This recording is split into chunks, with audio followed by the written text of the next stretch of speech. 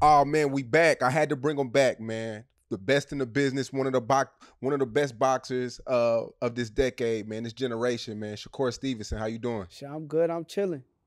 man? I see you about to prepare for camp, right? Yeah, I start camping on 5 more days. Okay, so what is that like? Is that like you got to stop eating certain foods, or you changing your schedule? What's that like? Nah, it's just me upping my training. I'm so disciplined. I'm already like I already eat good. I already don't gotta watch like my weight. My weight be normal. My weight be good. Um, I just up my training more. I just get in more shape. So that's the only Yeah. difference in camp. And I kind of get away from my people. Like I don't be with my wife and my daughter in training camp. Like right now, I'm chilling where I could just hang out, be freely, but like I lock into like a different mode where like they gotta get away from me when it comes training camp time. Yeah. So okay, so without giving away too many secrets, what exactly is training? Like, do you wake up at a certain time of the day? Um, is it certain miles you run? Like, what exactly do you go through on a day to day? Shit, it's a lot. I mean, yeah, you wake up at a certain time. You keep the same regiment. You spar 3 times a week. You try to make sure you run at least 3 times a week. You run a certain amount of miles. It's just you putting in nonstop work, and it's like a lock in where it's like a military type shit. Like you got a military mindset where no distractions come in. You only see that one goal, and that's it. And honestly, I've been waiting for training camp for a minute. I'm excited. Do you pick your sparring partners? Yeah, I pick my sparring partners for sure. Okay, and is it just depending on who you're fighting? Yeah, it depends on the style you fighting, but I'm kind of crazy, so I kind of like to spar like somebody that's really nice or somebody that's really good before I fight. Like a lot of my fights, I like to spar Terrence before I go to in the ring with somebody, and it's like shit. If I get in there with Bud, and then I fighting against somebody that's nowhere near his level, that should become a little bit easier. What is that like? I mean, fighting Terrence Crawford, was sparring Terrence Crawford. This guy's a beast. Everybody knows that. What is that like sparring him? Is it just another level? Yeah, that's exactly what it is. It's like a whole different level. Like, I done been in there with a lot of people. Like, I done been in there with a lot of people y'all even see now that's on the scene. But to me is the best fighter that I've been in the ring with, just because of the things that he can do. He can do anything, and you never know what to expect when you go in the ring with Bud. Some days he may come in there, he may box you. Some days he may come in there and he want to fight you. He can do. He's one of the most complete fighters that I ever seen. Have you ever got the best of him in sparring? I don't speak on that. I mean, like I have good days. He had good days, and honestly, I appreciate him for pushing me to the level that I am at now. So I never like go in there and even brag on anything or nothing like that. But Bud is part of the reason I am who I am, and the level that I'm on now is because of him. So I appreciate him. It seems like the whole sparring thing, it becomes a thing when, like, even with you and Tank or you and Devin Haney, y'all speak a lot about y'all sparring sessions from the past. Yeah. And in sparring, the cameras aren't supposed to be out. It's like to iron sharpen iron. Yeah, but niggas be lying. Like, a lot of these niggas ain't like me. I'm a real nigga. Like, I'm one of them niggas that's like, I'm gonna tell y'all the truth. I ain't gonna go in there and say some shit that's like, I don't gotta like put on an act or a persona for niggas, and like them niggas gotta go out there, and no disrespect to them niggas, but certain niggas gotta go out there and they gotta put a persona and tell you lies or tell you something that's not true. Like how Tank go in there, you ask him about me and him sparring, he'll tell you that I'm trash, I'm a bum, I'm not good. But then you'll pull up videos of this nigga telling y'all like, I was learning from Shakur. When I got messages in my phone of this nigga up there, yo, I want to come to training camp with you, bro, and I want to do a whole training camp with you. Why would you want to do a training camp with me if I'm a bum? Like, you feel me? But I'm a real nigga. I'm going to go out there and say, like, It was good work. It was a chess match. It was like, I ain't gonna say that I beat the shit out of Tank. I ain't gonna say, but it was a chess match, bro. It was good work. Like, I ain't gonna lie to y'all though. Now he recently said yesterday that he wants to fight you next. He says you talk too much. He says that your defense isn't that good. You don't really slip punches. You just go backwards. He said a lot, man. Y'all been going back and forth since the Ryan Garcia fight. I'm saying though, like, how many times he got to say he gonna fight an elite fighter and never fight him?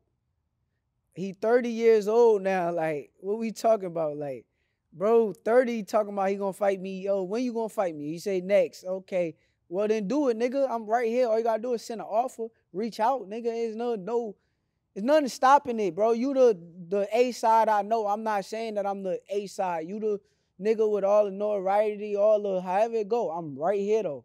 I'm not going nowhere. Soon as you say, let's fight, I'm right here. Let's fight.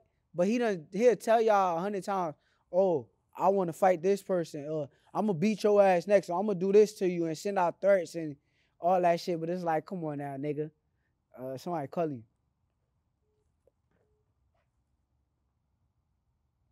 But it's like, come on now, nigga. Like, you saying you want to fight me, but is you really going to fight me? Or you going to just keep saying what you going to do to somebody or talking about it, bro? Shut up and fight me, nigga. If that's the case, fight me.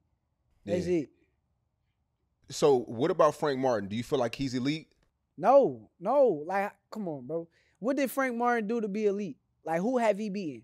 Who is like, and there's no disrespect. He fought the nigga that I'm fighting my next fight, right? Right. They fought each other in their last fight. Mm-hmm. That's his toughest opponent. That dude gave him the hardest time ever. I'm fighting that dude July 6th. I'm going there and cook him. And I'm going in there to cook him. But Frank Martin is not like no elite fighter. Frank Martin is a dude that signed up to fight me, got famous for signing up to fight me, and then not fighting me. Mm. That's what he got famous. That's what he's famous for. Literally, when they said Shakur versus Frank Martin was going to fight, bro, this nigga name done blew up. And now we up here like we going to fight each other. Then he backed out the fight. Why'd he back out? You got to ask him. He said it wasn't enough money. But we digged into like how much money he was making. And the money was quadruple of what he ever made. So the money that he got offered to fight me, right? It was, I want to say, $1 million. The money that he made before that was $250,000. That was his highest paycheck. So you going from $250 to $1 and you telling me that's not enough money. And I'm not making no more than what the fuck I was making my fight before that. I was going to make the same amount of money that I made against Yoshino for Frank Martin. And the same amount of money that I made with the Edwin De Los Santos fight, I was going to make for Frank Martin. So you got to ask him. He got to explain that bullshit. I know it's bullshit, though. Yeah. So you think Tank washes you think he washes Frank Martin? I mean, that's why he fighting him. He's picking and choosing. That's what he do. Tank take the least risk. If Tank was really a risky nigga or this person he claimed to be, he would have fought Edwin De Los Santos. Why not fight the nigga that actually fought me instead of the nigga that pulled out from fighting me? That's like, that don't even add up. It don't even make sense, bro. If you really like that, you see that this nigga's a big 135-pounder. He got boxing skills and power. Nigga, you will get credit for beating him. Why not fight him? Come on, bro. This a game where niggas is playing like the least risk for the most money, and I respect it. They got it from the best of them. I get it. But truthfully, you can't talk to me and say anything bad about me or nothing about me if you're not going to get in that fire. What makes you so confident about fighting Tank? Because a lot of people may say that you don't have the experience. And on your side, you can also say that people are scared to fight you. But a lot of people like to say that you haven't fought a lot of the top fighters. But how can I not have the experience if I'm more accomplished than this dude? I'm a 3-weight world champion and actually really a world champion. Tank had two belts his whole career, right? They was both the same belt. He had the WBA at 130 pounds. That's the only title he ever hold in his career. Then if you really look at it, his opponents don't even want to fight me. I got offered, they try to get Pitbull to fight me. He didn't want to fight me. The people that y'all saying, oh, this, that, and the third, these dudes don't want to fight me. It's a reason they don't want to fight me. And I don't respect it because it's like y'all could say, oh, I'm not experienced or I didn't fight nobody. I'm not battle tested. I'm not this. But if everybody's saying no, if niggas is all lining up and they like, no, nigga, there's no way we could fight. There's no way that I could get in the ring with none of these dudes you talking about. I wanted to fight Lomachenko. What'd he say? No. I wanted to fight Kambosos. What'd he say? No. I wanted to fight Frank Martin. He fake signed up. Said no. I wanted to fight Pitbull Cruz. He said no. Like, I can go down the list, and it's more. What was Lomachenko's excuse? I don't know. Y'all got to ask these people. You got to sit down with them. But they are literally dudes that's offered to fight Shakur. Like, it's on their table. It's coming to their table, and they saying no. But you got to realize, too, I've been in the ring with a lot of these dudes. So I kind of, like, fucked over myself when I sparred these dudes and got in the ring and they found out how good I am. Now it's like, shit, you're going to have to pay me a shitload of money to get Shakur in the ring. And I think that's why I fucked up at, truthfully. Yeah. You got a lot of bad flack, too, because your last fight, it didn't go the way you wanted to go. You came out with the victory, but a lot of people felt like it was not entertaining. They felt like it wasn't enough action. That last fight, people like to bring up a lot. Every time you tweet, every time you say something, people like to bring up the last fight. Keep bringing it up. Truthfully, with that, how I feel is like, when you got a fighter that's coming off a bad performance, right? And this is like in the history of boxing. Everybody is licking their chops. Everybody is like, nigga, sign me up for this dude. Like, he's trash. Like, anybody that have a bad performance, everybody wants to fight him. Why is it different with me? Like, what is the difference when it come down to me? Why is it still hard to get these fighters in the ring? It should not be hard to get them in the ring if I'm coming off of a bad performance. I'm not that good. I don't have no power. What else they say? I run the whole time. If all of these things are the truth, why not get in the ring with me? So that's my response to any fans that got anything that's, man, fuck y'all. Truthfully, fuck y'all. I done put up how many performances where it's like, yo, Shakur shining, he turning up. Like, I done been back to back, put out performances, and then now they want to talk about one performance. Cool. I went in there with one hand against a good fighter. No disrespect. Like, I'm a real nigga, so I'm going to tell y'all the truth. That nigga's a good fighter. He got good boxing skills, had good power. He got two hands. The only thing where he was weak at was his IQ. He wasn't smart enough to beat me. If he was smart enough, he would have jumped on me and realized, nigga, this nigga fighting with one hand. Anybody fighting with one hand, nigga, you better go throw all 6 hands. Nigga, you better have 6 hands in that bitch. If he got one hand, you got 6. Because if you got 2, it's a crazy disadvantage. But truthfully, I feel like I said, he's a good fighter. I don't take none away from him. But if Tank was like that, he should go fight a fighter like that. You like that, go get credit. Shakur not like that. Go prove to the world how I'm not like that. Go, if you're not going to fight me next, then go prove to the world how I'm not like that. That's how I feel about it. What happened to your hand? Did you hurt it during the fight or before the fight? I heard it before the fight. I went in there with, it's a video. Yo, tell people pull a video up. No cap. They ain't gonna post it or show the world the real shit. It's a video of my hand right before the fight. You'll see a nigga come in. He hug. I ain't even gonna say nigga. I think it was, I don't know if I remember correctly.